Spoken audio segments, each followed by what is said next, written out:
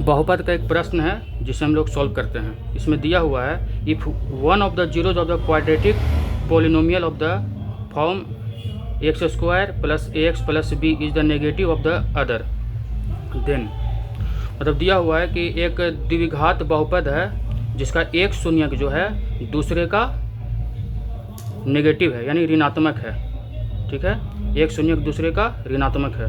तो इसमें से 4 ऑप्शन दिया हुआ है, चारों में से कौन सा ट्रू है या सत्य है जिसको फाइंड करना है। पहला में दिया हुआ है हैज़ नो लीनियर टर्म यानी लीनियर टर्म नहीं है, और कांस्टेंट टर्म यानी अचर पद नेगेटिव। इसमें दे रहा है कि लीनियर टर्म नहीं है लेकिन कांस्टेंट टर्म यानी अचर पद पॉजिटिव है। इसमें दिया है कि can have a linear term, इसमें दिया हो कि लीनियर टर्म है, और डी में भी दिया है लीनियर टर्म है, लेकिन इसमें अचर पद यानी कांस्टेंट टर्म पॉजिटिव बोल रहा है, इसमें नेगेटिव बोल रहा है। चलिए सॉल्व करते हैं।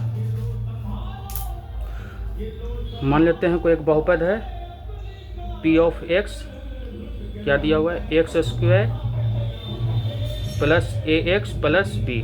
ठीक है, इसका 2 शून्यक जीरो जो मान लेते हैं अल्फ़ा और बीटा। ठीक है, इसके 2 शून्यक हो गया अल्फ़ा और बीटा। इसमें क्या दिया हुआ है कि एक शून्यक यानी एक जीरो दूसरा का ऋणात्मक है यानी नेगेटिव है, तो यहाँ पे बीटा को माइनस अल्फ़ा ले लेते हैं। ठीक है, तो यहाँ से ए बी सी फाइंड करते हैं। तो ए का मान यहाँ से कितना हो जाएगा, ए क्या होता है कोफिशिएंट ऑफ एक्स स्क्वायर यानी एक्स स्क्वायर का गुणांक को बोलते हैं ए, तो 1 हो जाएगा, यहाँ पे 1 है। बी क्या होता है कोफिशिएंट ऑफ एक्स यानी एक्स का गुणांक, तो एक्स का गुणांक क्या है ए है। सी क्या होता है, सी होता है अचर पद यानी कांस्टेंट टर्म, कांस्टेंट टर्म यहाँ पे क्या है बी, तो बी निकाल लेते हैं। तो हम लोगों ने एक फार्मूला पढ़ा हुआ है sum of zeros, sum of zeros यानी शून्यकों का योग क्या होता है माइनस बी बाई ए। ठीक है, माइनस बी बाई ए, शून्यकों का योग होता है माइनस बी बाई ए। तो यहाँ से निकालते हैं शून्यक, यहाँ पे क्या क्या हो गया अल्फ़ा और बीटा और माइनस बी बाई ए। तो देखिए अल्फ़ा तो अल्फ़ा है, और बीटा की जगह प्रश्न में दिया हुआ minus alpha according to question हो जाएगा। अब यहाँ देखिए बी का मान कितना हो जाएगा, बी का मान ए, तो माइनस से हो गया, और ए का मान कितना है 1 है, तो 1 से 1 कैंसिल हो गया, तो यहाँ 0 हो गया माइनस ए, यानी ए का मान क्या हो गया 0। अब देखिए ए का मान 0 आ गया।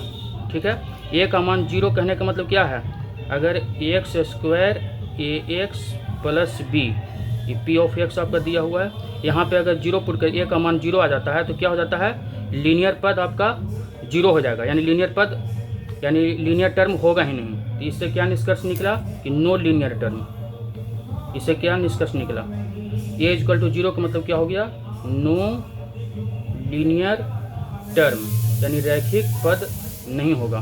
तो देखते हैं इसमें दिया नो लीनियर टर्म, ए में नो लीनियर टर्म, इसमें दिया नो लीनियर टर्म।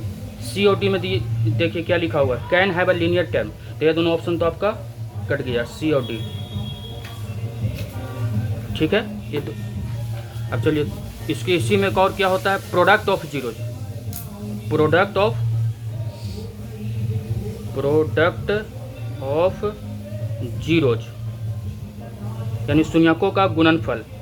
शून्यकों का गुणनफल क्या होता है c by a. Product of zeros हो गया alpha into beta c by a. Alpha तो अल्फा हो गया, बीटा क्या हो जाएगा माइनस अल्फा, और यहाँ से सी क्या है बी। ए का मान कितना है 1, 1 को छोड़ देते हैं, तो लिख दीजिए अल्फ़ा और माइनस अल्फ़ा दोनों गुना कर देंगे तो माइनस अल्फ़ा स्क्वायर, और यहाँ से बी हो गया। तो इसको और थोड़ा सा सिंप्लीफाई कर तो b equal to minus alpha square आ गया। तो b equal to minus alpha square का मतलब क्या हो गया, बी के क्या कैसा टर्म है, बी है जो कांस्टेंट टर्म है, बी है आपका अचर पद, अचर पद यानी कांस्टेंट टर्म, कांस्टेंट टर्म। तो यहाँ से आप देख रहे हैं कि कांस्टेंट टर्म क्या आ रहा है नेगेटिव आ रहा है, कांस्टेंट टर्म अल्फा स्क्वायर में नेगेटिव लगा हुआ, यानी कांस्टेंट टर्म हमारा अचर पद ऋणात्मक होगा। ठीक है, तो इसको ऑप्शन सब देखते हैं। 2 ऑप्शन तो हमारे पहले ही कट चुका है। ए में दिया हुआ है नो लीनियर टर्म सही है, कांस्टेंट टर्म इज नेगेटिव। तो देखिए नेगेटिव दिया हुआ, इसमें दिया हुआ है पॉजिटिव, तो ये तो कैंसिल हो गया पॉजिटिव वाला, यानी आपका आंसर हो गया ऑप्शन ए।